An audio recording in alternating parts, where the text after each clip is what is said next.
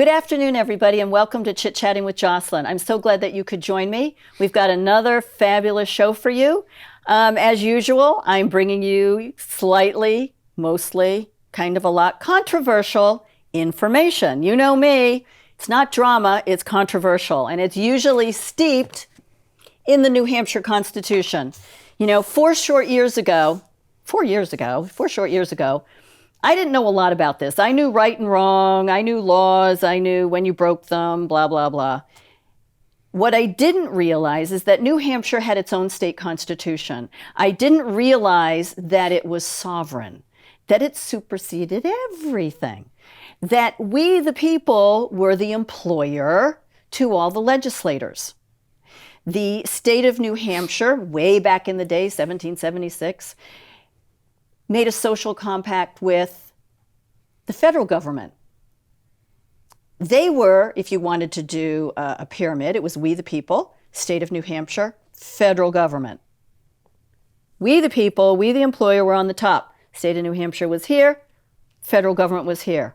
They work for us. This is a concept we all have to get back into our heads, and not with you work for me and just spouting that out and you sound like a numbskull. Understanding we are the employer. We elect those people not to dictate, not to be tyrannical, not to make up stuff. I didn't swear. Make up stuff and tell you it's law. Make up stuff and say you have to because they're power-hungry nutcases. We elect them to represent us. So if I have a problem and I say, I don't like the parking on, or I don't like the speed of the highways, I can go to the legislative branch and say, we need to fix this speed limit. They do investigating, they decide, they take it to the floor, they say I'm a nutcase, whatever. It's just an example. That's what we the people are supposed to do. If we have a problem with voting, we need to be able to go to the legislative branch because that's the only branch that makes law. We need to be able to say to them, I don't want these machines. They're not legal, they're not constitutional, they don't work, they're old, whatever it is, all of the above. That is what our elected representatives are for, legislators are for. Represent us. We can't call them representatives anymore because they don't represent we the people. Words count. We need to use them correctly.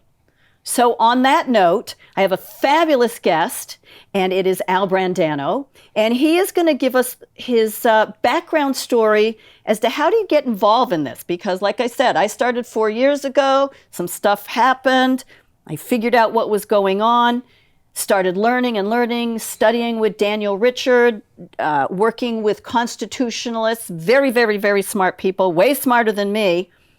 But what I do is I can take what they say and I can translate it for you and me. Make it sense. Attach it to something in everyday life that you and I get.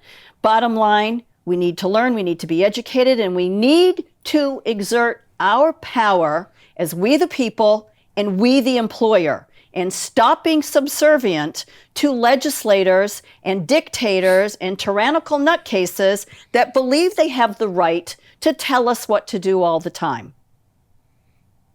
So on that note, welcome to the show, Al. How are you? Thank you very much, Jocelyn. It's always a pleasure to be here. I love it. It's so exciting to have really, really smart people and people that are so patriotic and dedicated to we the people and what is right and what is wrong beyond black and white. Because we're living in a society right now that is insane. They keep doing the same things over and over and expect it to get better.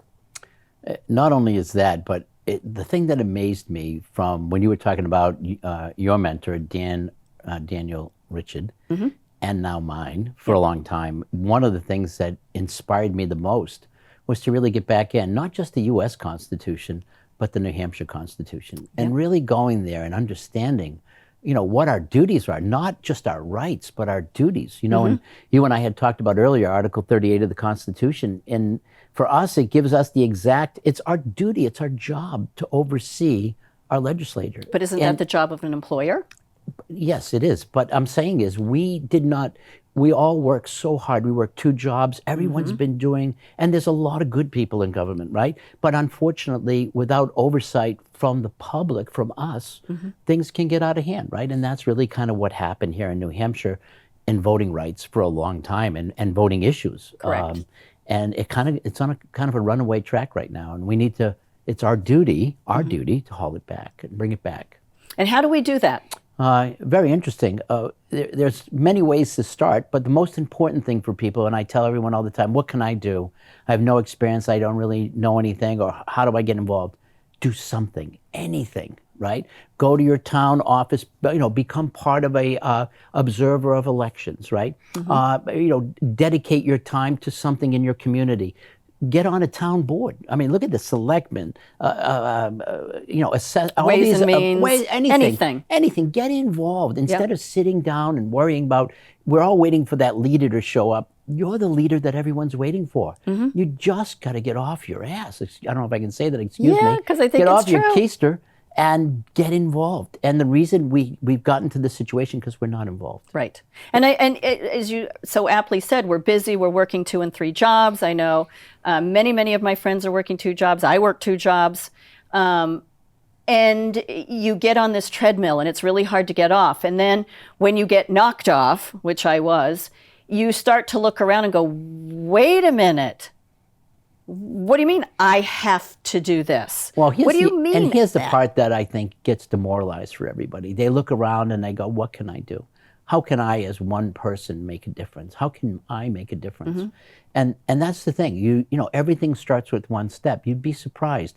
I tell people all the time, Abraham Lincoln's mother didn't know she was having Abraham Lincoln. George Washington's father didn't know they were having George Washington. You never know who you're going to be or what you can do until you're challenged. You hear people talk about courage and the battlefields and all the things.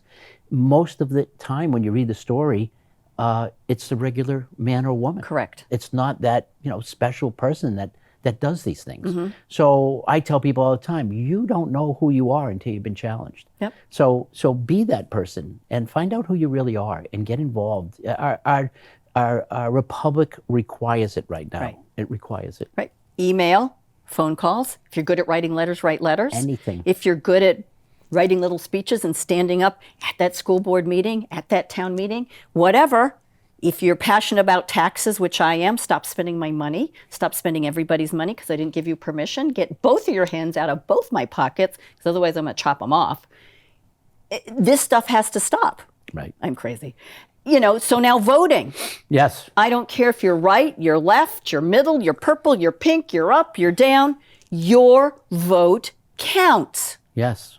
So let's go back 38 years ago. 38? Okay, what happened then? 38 years ago, the state legislature proposed a resolution, actually passed a resolution called RSA 65640.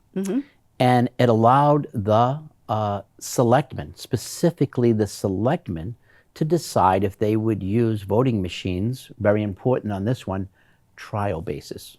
And anyone knows the definition of a trial, it's to be measured against something. And so it was an unconstitutional law to begin with, even to start with, because, and referred to as the color of law, because the New Hampshire Constitution of 1784 was never amended. So the state legislature created a law that was unconstitutional, and then for the last 38 years, they've been going by it. So the unconstitutional law was the New Hampshire legislature allowing cities and towns to decide whether they were going to use voting machines. Not city and town, specifically selectmen or town offices. Ah. The reason for that is really important because they don't realize, and we have sworn testimony, and I've been to the Department of Justice, and that the selectmen are in fact the responsible party. It's not the Secretary of State, it's not the Department of Justice. And the selectmen in towns have no idea, and town offices. I was going to say mine don't. Not only are they responsible, but they're responsible for programming. I don't know how many know about programming machines. They're responsible for security. They're responsible for chain of custody. On and on and on. They have no idea. Where does the moderator fit in? Because we have town moderators that are, I tell you, iron-fisted. Okay, so let's go back. Remember, the New Hampshire Constitution allowed only 3 people to count votes. Town clerk, The moderator, selectman, Those were the in an only, open meeting. In an open meeting, those are the only 3. So that's therefore the Constitution was never amended. So none of this one is constitutional. Second of all, they put the burden on town offices and selectmen, and they have no idea that this burden is upon them, and that they are the responsible party, or the bondholders of the towns are the responsible party. The second part of this is that the machines themselves are 38 years old, right? And they were on a trial basis. Nobody knows that in and of itself is an issue. But right now, nobody knows. There's one company who's responsible in all of New Hampshire for the machines. LHS. A company called LHS, which sold Dominion machines. Believe it, I think the company EES was the initial owner. When 38 years ago, they could not sell in New Hampshire, so they were purchased through LHS, another holding company. The most intriguing part about this is a no-bid contract for 38 years. So think about it. They build the machines, they sell the machines, they maintain the machines, they program the software. Yeah. In city or local elections, they even do the ballots. Yes. And the maintenance. So Correct. let's go back to the maintenance for a minute. Here's the intriguing part. When these machines were certified, they had a UL code. Correct. And there's only 17, I believe it's 17, nice number, 17 certified companies that the federal government acknowledges. Right. So believe it or not, there has never been a security update on the machines until April 9, 2010. So think about that. That's what, 12 years ago, Yeah. and a lot of things have changed in the world. And so for 26 Our years before machines that. have not been upgraded or have been checked for security issues since April 9, 2010. It's also a critical time because remember, in April 9, 2010, they were required by this security thing to go in and cut certain wires and do certain Correct. things in the machine. That triggered an OSHA violation because that in of itself, the certification of the machine has now been violated. Right, so it's no longer UL certified, which it was originally 38 years ago. And here's the other more unfortunate part for all of us is that the equipment that if you go to your town clerk and you say, may I see the maintenance records? You look at the maintenance records. In my town in Kensington just recently, they put in a motherboard.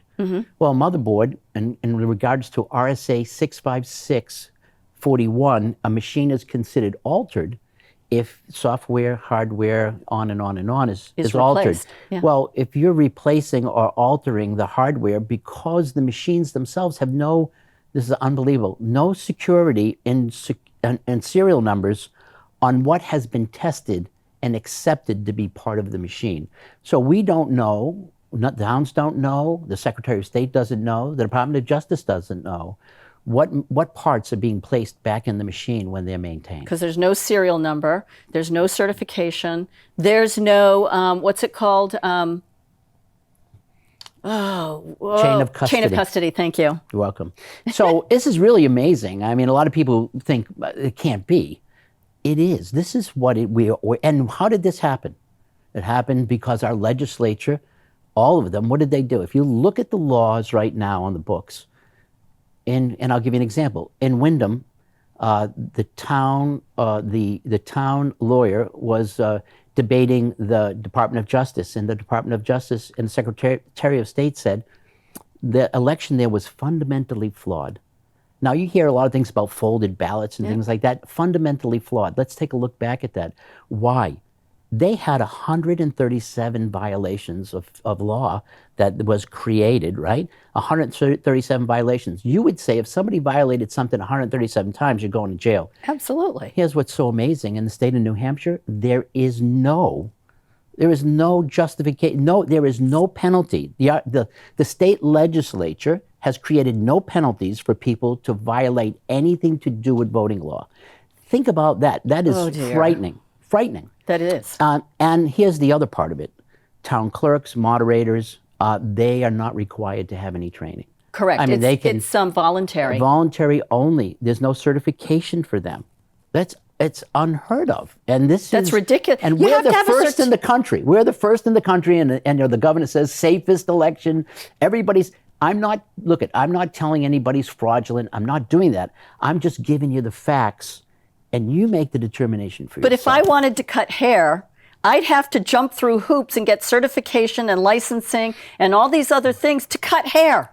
Yes. Or paint nails. And I'm not demeaning anybody, but just making an obvious, an observation. But if you're in charge, you're the town clerk or moderator, but specifically town clerks, you don't have to be certified. You don't have to have any testing, know anything to manage voting, which is that's an actual fundamental right. Sovereign. Another more frightening part here is our machines in New Hampshire are not evaluated or approved by the U.S. Election Assistance Commission that was commissioned in 2020. We have no certification by them. So it's How is that possible? I'm just giving you the facts. I don't know how it happens. I'm just giving you the facts. And the real troubling part for all of us is not just the conflict of interest for LHS, which is clearly a conflict of interest and no bid contract. The one that's really frightening for all of us is that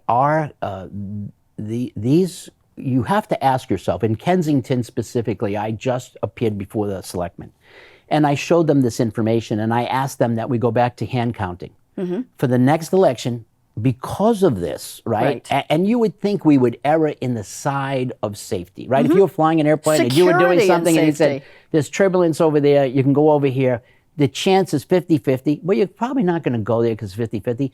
There's a chance right now the machines, until we get to a court of law, hopefully we don't have to go there, and they'll act. But every town in New Hampshire should say, for the time being, for this election, let's go to hand count, let's do this correctly, and let the courts and the state and the judicial figure this out. This is a huge problem.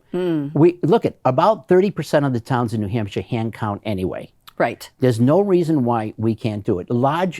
Countries do it.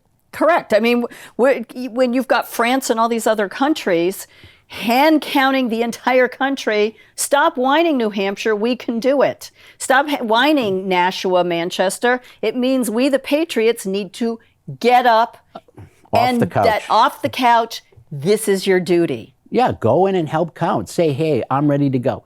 And if this call went out from the community, and I've been involved in hand counts in other towns, one of the things I've learned more than anything is it brings people together, right? It doesn't matter what party you are. You sit at the table, you're going back and forth, and it's our civic duty. It's what we feel. It's what we're supposed to be doing. This is what America was founded on. And at the end of the process, we all feel much better. And, we're getting so far away from this from our students, right? It's so important. We're not teaching civics. Well, the other thing is we are human. And our eyes, 3, 4, 5 sets of eyes, on a piece of paper is better than some machine that can't tell a fold from a freckle.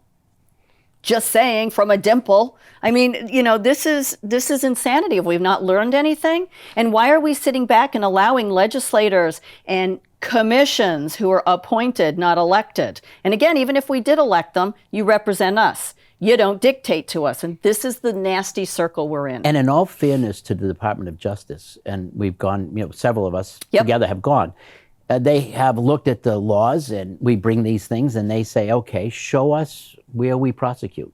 The state legislature, I don't know if it's, I hate to say this, by design or not, but I can't believe that there are no penalties for people. If you were, to me, my vote is like going to the bank and making a deposit. Yes. I want that same level of audit and capability. By the way, there is no audit in New Hampshire that you're well aware. That's another issue.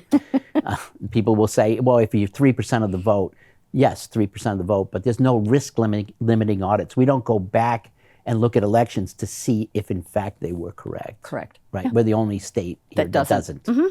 We're first in the nation. I'm really getting concerned. And last in security. Yeah.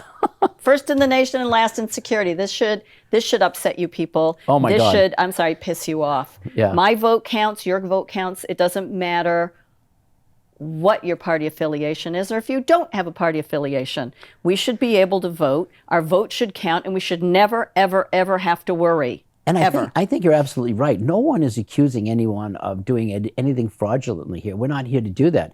We're saying it's under Article 38. It's my job and your job to do this work.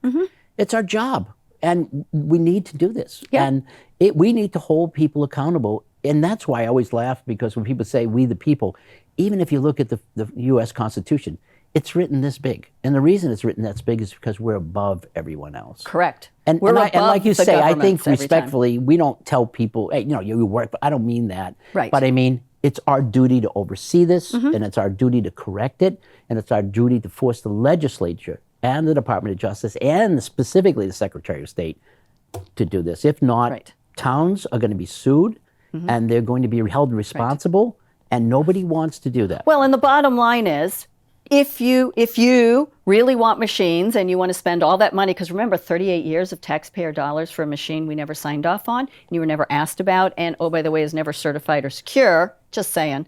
You paid all this property tax for it. So if you want to talk dollars, which is what I always go to, we just got ripped off for 38 years. Want to talk about taxation without representation. And they want to buy new ones. You want new machines? I don't care that it's 2022. If you want to be technologically advanced, number one, we should know what these machines are. Number two, the Constitution must be amended. But yet, in 38 years, they haven't. Well, they're gonna Look have at to. the federal government. They haven't changed the Constitution. They've had decades, and they haven't. Why? Because they can't, because it comes from us. I'm oversimplifying, but... No, it's perfect. The part that I'll give you a perfect example. Kensington, New Hampshire, approximately 1,300 to 1,500 voters, capable voters, right? And of that, anywhere between 400 and 500 vote. It costs us about $7 a vote right now by machine, because we're paying quarterly fees, maintenance and fees, all everything, these yep. things for 38 years, right? So it's a lot of money, but just in a recent election, it's about $7 a vote. That's a lot of money for 500 votes and approximately 500 Right, people which are voting. easily counted. We could have put in 10 people together and done the 500. 500 votes. Don't let them tell you otherwise, people. 500 votes in Kensington. And granted, Nashua and Manchester and Concord are big, big cities. But again, you have precincts. So if you looked at each one of the precincts, You break them down. you break them down. And in all fairness, there's a lot of questions in town elections. Sometimes there's a lot of questions that get put on through deliberative that can be burdensome. I'm not going to debate that, and that's true. And we need to take a look at that. But anyway, it's time for us to get off our rear ends and get involved. So email, write, phone call, volunteer, stand and look, get training. Stand and look, be a poll watcher, be somebody that checks people in, or just stand there and watch. And if you see somebody moving ballots from a table to a table, Just ask. ask. And here's the other thing, I don't want my ballot put through the machine. Then you go in this next election, you take your ballot and you go through the process and you ask your ballot. You don't want to put it through a machine, ask to have it hand counted. Hand counted. If they deny you, they're gonna have a problem if they deny you. And Because that's denying your right to vote. denying your right to vote. So let me ask you this. Because New Hampshire, you can vote either way. Remember, Correct. you still hand count, but and think about it. If there's a ballot that has a write-in, that has to be hand counted anyway. So they can't say they don't hand count. They do hand count. That's exactly, you know where I was going with that Yeah. one. So, that's one way to make your voice heard. to make a difference. To make a point, for one person to make a difference, fill it out. And again, be careful, people. Yeah, don't- Fill in the circles carefully. Make sure if you're going to do a write-in, you spell it 100% correctly. Don't make any extra marks on it, and don't write on the line. If we've learned nothing else, don't write on the line or on the fold. Right. So in our 2 minutes that we have left, you have a website that has a ton of information from a number of towns. So if you don't believe us, you can go there and you can see I call them the tally tapes, the ticker tapes. Those are the tapes that come out of the machine. I personally got them for the town of Amherst and found the first discrepancies. And we have many other people that did the same. So you have the tally tapes, you have maintenance. Activity logs, which are activity not logs. witnessed, unfortunately. That's another whole issue. A lot of the activity logs were never witnessed for maintenance. Yeah, but the town or clerk sign does up. it and the guy that did it. Well, you still have witness requirements, and the witness requirements are not. In that example in Kensington, we have a judgment from the Department of Justice that they did violate that. Yep. So it's Yeah, all, but it's it's not supposed just to be two it's not just signatures. Kensington. It's everywhere. Right. I know it is too. Yeah. So what is the website and what can people find It's on called there? Hand Count, HANDCOUNTNH.com. You can go there. You can post information. It's not a debate site or anything. It's just information. You can either give us information to post, or you can read or download from there if you And you wish. can see what we're talking about. And there's 20 towns. There's news. You can pick your town. If you want your town involved, send me information. We'll be happy to do that. And so it's The laws are there. A lot of the 91A requests, Okay. a lot of determinations from the Department of Justice and Secretary of State's office. It's just one place we try to put everything together where people could do research. I love it. All right. So on that note, it's your duty. You need to help. And whatever your expertise is, whatever you can do, if you can only volunteer an hour or 2 hours, make sure you stand with your candidates and don't pick them because, they wear nice dresses or they're cute or you can have a beer with them. You really need to find out how they vote, what their thinking is, because it does matter. And go to handcountnh.com. See what kind of information is out there, see what Yes. the evidence is, see what we've all collected. There's no decisions made. It's simply out there. Look at it and you make your own decisions about what you're looking at. Exactly. It's not political. This is all of us together. We need to fix this. Democrat, Republican, Independent, Martian. If you're from Mars, I don't care. Yep. We need to fix this. We do. Yes. It's our constitutional right. We need to have protective voting. Our rights need to be protected. And if you don't know your rights, you don't have any. And that came from committees of safety, our good friend Daniel Richard, which both of us work closely with. And we're going to try and get him in and let you know what's going on with Daniel. And I'm going to have you back, Mr. Al Brandano. Thank you very much. And we're going to keep updating on what's going on in Kensington and surrounding towns. Thank you so much. Thank you for joining me. Appreciate it. We'll see you next time, Nashua. Pay attention. Keep your head on a swivel. See you next time.